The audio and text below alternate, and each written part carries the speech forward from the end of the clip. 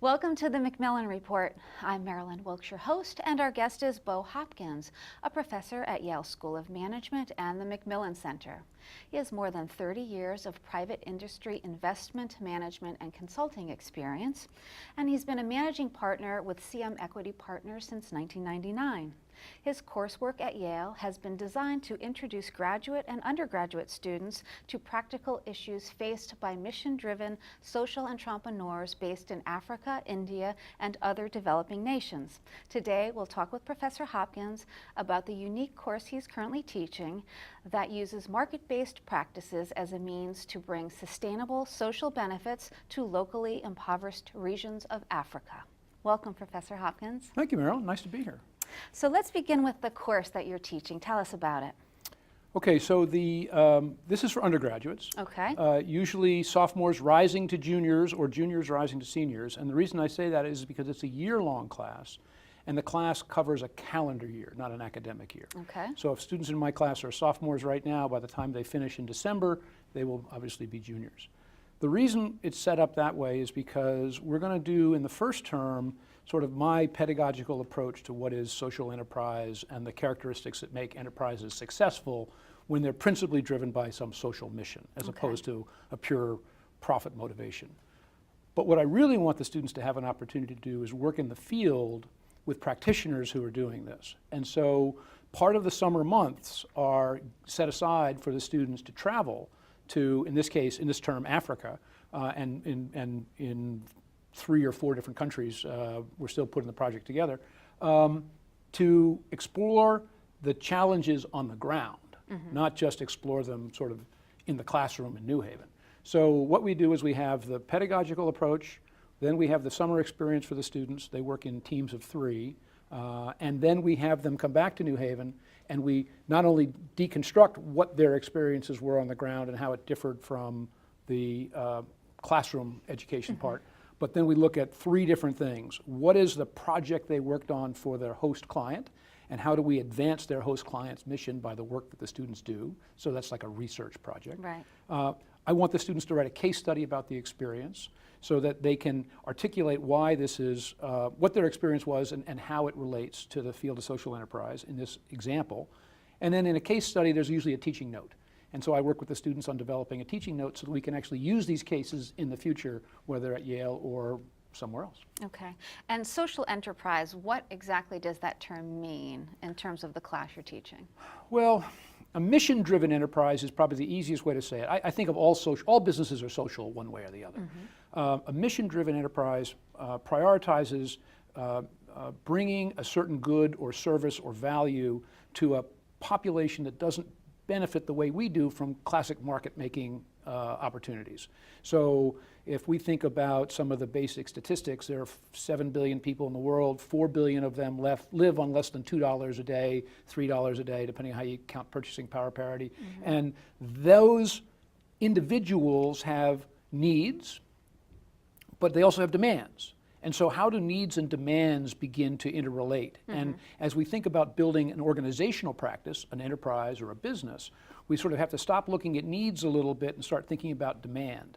And how do we then think about bringing services or goods to satisfy a demand, or in some cases even help create that demand? So it's different from a philanthropic mission, and it's different from a pure for-profit mission. Okay. And we're looking at examples today of how these markets are created. Okay. Why undergraduates and not, for instance, the graduate level? You know, there's some great work going on at the graduate school. SOM has a great program on global social enterprise. We can see programs around other universities, mostly at the graduate level. What I think is great about the undergraduates is, A, they have the time. First of all, I'm in a 4-year program with them and not a 2-year program. So giving up a summer is a possibility from a practical standpoint of view. But they're energetic, they're inquisitive. They're not trying to find the answer, they're trying to find the questions, right? What is it that makes this work, not how does it work? In business school, the challenge is always how do you get to the answer, right? We're trying to figure out what are the questions? How do we get the students to formulate their ideas and their own hypothesis about this? So standard rule in my book is younger is better. Okay. And how did you come to teach the course? What drew you to Yale? I know your background is financial primarily, so is there some overlap there? Well, I mean, so my connection to Yale is through SOM. I was a graduate in the class of '86. Okay. And I've lived nearby, New York nearby, and I've remained involved with Yale. So I did a lot of volunteer work. AYA, SOM, Alumni Association, the Yale Annual Fund. I've worked with all these organizations and just gotten to know more people in the community. And as that's happened, I've had an opportunity to interact with professors and talk about different ideas. And it was then the former dean of SOM who said, I'd really like you to help me brainstorm on a couple of class ideas. And we did that. And then he gave the assignment to teach it to somebody else, which was a good idea, but it opened my eyes to say, wow, there might be a way to do some work with Yale where I can actually get involved in the classroom and have even more opportunity to design my own questions and think about this space. Right. And then I got lucky. I met Jim Levinson and we were talking about this, and he said, I'd really like to have an experimental class with you and see if it works. Okay. And that was 7 years ago. And here we are today. So the class is primarily based looking at Africa, correct? So in this iteration, I'm appointed to the Africa Studies Department at MacMillan, and so we contextualize it around the continent of Africa, which is a pretty big place when you think about it. When I've done the class in the past, we've used the global canvas. So we've allowed students to sort of go where they want. So we've had students studying microfinance in Kyrgyzstan. We've had students looking at off-grid energy systems in northern India. We've had students look at mobile payment processing in Nicaragua. So all of those opportunities were sort of created by the students. Now that we're contextualizing it around Africa, I'm doing a little bit more work to help find the projects that fit the Okay, and let's talk a little bit about that. So what are you doing? The projects, or how do I find them? And how do you find them? Finding them is a classic networking opportunity or operation, right? So I start here at Yale, and we look at where are our alumni and where are the relationships, and then we start talking about who can I meet on the phone, who can I start talking about this idea of the classroom experience. Fortunately, I got enough years of experience in it where I can illustrate what I think the opportunities are for both the students and the host. And then I'll usually spend a few weeks in Africa over the summer myself prospecting, looking for organizations. As much as I can tie it back to Yale, I think that's a great thing. Sure, sure. So let's talk about specifics. Let's talk about the class you're teaching now.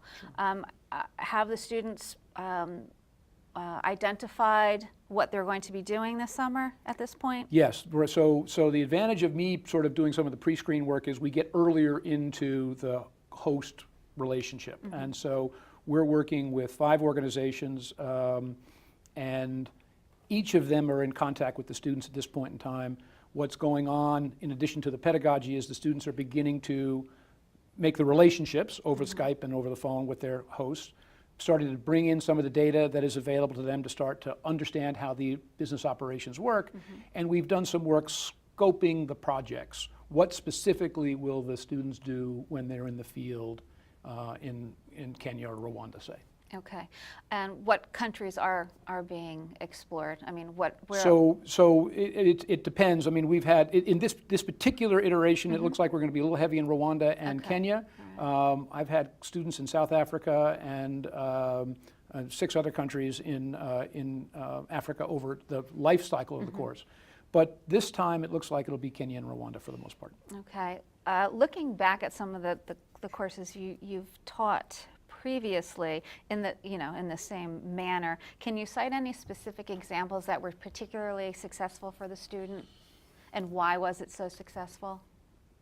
So we have to be a little careful on what the definition of success is. Okay. I mean, so for the most part, I'm really just trying to get a student experience here. There's not really a product or a final element at the end, right? I want the students to be really open-minded, to have a chance to explore in this interesting new space, and to contribute. But at the end of the class assignment, that's really as far as we're really taking it. Okay. Having said that, there are always some really fun success stories. And so I've had a chance to teach at the Global Affairs Department, Africa Studies now, School of Management, and the School of Engineering and Applied Sciences. So I'll give you one example from Applied Sciences, Okay. and I'll give you one example from Global Affairs. In the Applied Sciences class, I worked in the Center for Engineering Innovation Design with Professor Joe Zinter, and we did a class called Appropriate Technology for the Developing World. And one of the things that we used as a prompt one year was the cold chain, the vaccine cold chain. And that's a system that the students had to learn about as to how drugs are manufactured in one place, need to be kept within a certain temperature band throughout their entire supply chain distribution, or they lose their efficacy. Right. And how do you get a drug or a series of drugs all the way through that chain to the last mile in a regional area of Africa or India, or you pick the place. Right. We asked the students to come up with several different hypotheses around how, once they studied the cold chain and did interviews around who the actors and the principal mechanisms for delivery were, to brainstorm on different ideas as what they would do if they were engaged in this space. And one student team really wanted to learn about the demand side of the equation at the final last mile. So they postulated it was at the time a bracelet, it became a necklace, which has ultimately become an organization called Cushy Baby, where they can read and write the vaccine record on any individual baby's health card electronically. So we use a mobile phone to go out into the field and bring back and write data. Here's when the baby was vaccinated, or here's why the baby wasn't vaccinated, and then we can bring that information back and upload it into the cloud. Now we have a full working database, as opposed to an analog record of notebooks. Sure. Students took that out of the classroom, won a couple of prizes, got a little capital to go to India, trial it with a host partner, and today, 3.5 years later, they're working with over 900 villages, mostly in Udaipur, or around Jaipur and Udaipur, let me say it different, in Rajasthan, Udaipur being the headquarters, and are constantly innovating the model that they have. Great success from a standpoint of view of a classroom idea getting into the field. Sure. In the Jackson Global Affairs Department, oftentimes we'll have the students write cases and submit them to a case competition. One of the cases in 2015 came in first place in an international case competition. It was 70 different cases applied, mostly written by professors, some graduate students, and our undergraduates came in first and third out of the 3 places. So it was really kind of fun. Yeah, that's great. And quite a testament to you, I'm sure, as a teacher as well. It's just fun. That's just fun. That's just fun. Now, when you're in the classroom and the students are formulating their projects, I'm curious to, there's always the theoretical of, formulating, something in a classroom and then hitting the reality when you're in the field. Let's talk about some of the situations that have come up in that area. Well, so there's different kinds of challenges, right? The first challenge is, can we actually build a project which has the right scale and scope that students can contribute to? It's frustrating to the students and to organizations if there's a mismatch there, because the students can end up being subtractive from the whole enterprise, right? They take time, they take energy, they got to be managed to some extent. If they're not on the ground contributing, then it's a subtraction. Right. We try to avoid that by doing a lot of the scoping work up front and building the client relationship very early on. After that, it's the student travel experience, right? Now, we've had students who were flying to Kenya on the exact day, to meet their client, on the exact day that there was the bombing in Nairobi's mall. Well, that shut everything down. I had students stranded in Dubai. I had students who hadn't left yet. I had another student in London. And they were all trying to figure out how they were going to get together and make it work. And they did pull it together and make it work. But it was not the ideal scenario. So there are practical challenges to the kind of things we do, and there are structural challenges to the kinds of things that we do. And it takes a lot of time with me to try to help make sure that all those things go as smoothly as possible. How about any surprises, even teaching now for a few years? Is there anything that potentially could surprise you at this point? Or I don't even want to think about that. Or something that says, wow, I didn't think about that, during the course of you teaching for the past few years. So look, there have been 60 kids that have gone out in the field and 60 kids that have all come back. And And they've all had a great experience, and the organizations are generally pretty happy with how it works. I think that the surprises are, because I see the kids for a year, I should say students, they're going to laugh at me now when they hear me say that. When I see the students for a year, I really get to develop a little bit of a relationship with them. So I can see how they're also evolving in their thinking as the terms go by. But look, the biggest surprises and the best of things are all is when I get an email from a student who is actually in the space, working in the field. We had two students work in Ghana with an organization called MicroInsure. That was their summer project, and they took full-time positions with that organization at the end of the year. And so, or the end when they graduated. So one worked in Ghana, the other worked in Kenya for a year. The one who spent time in Ghana is now working with an organization called the Africa Leadership Universities in Mauritius, and it's a very ambitious program where they're building 25 different universities around Africa to educate the next level of leadership for Africa, the for Africans by Africans, and it's terrific. And I know the founder of that organization, but that was just coincidental to the fact that this student ended up there. So a surprise for me is when I hear about that.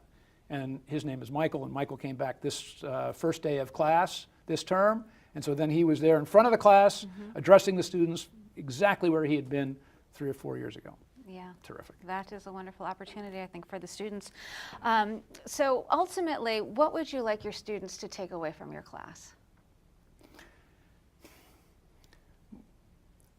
Social enterprise, as we said earlier, is a mission-driven focus. It's looking at where problems are in the world and trying to think of the tools that could be used, which go beyond just pure philanthropy, which is great, or donated time, to thinking about the organizational construction of how to fundamentally address these pervasive problems. And it doesn't have to be in the developing world. It can happen right here. It can happen right in New Haven. There are big disparities in income, as we understand, right? So how do you take what is a relatively lower income part of a population and redesign a good or a service that helps that individual or those communities build themselves up, right? Right. My approach to thinking about it is to use the market mechanisms, and that's the structure that we use inside the classroom. And so that goes to how do we think about business creation? How do we gear our activities? How do we keep costs low? How do we build a relationship with the customer? Those types of activities are important because we have such a thin margin to work with. Oftentimes you'll see these organizations have two arms. One is philanthropic and one is business, because the philanthropic part, the building of the network or the building of the infrastructure to support the business, isn't really market-based, but parts of it can be. And so that leads to long-term sustainability.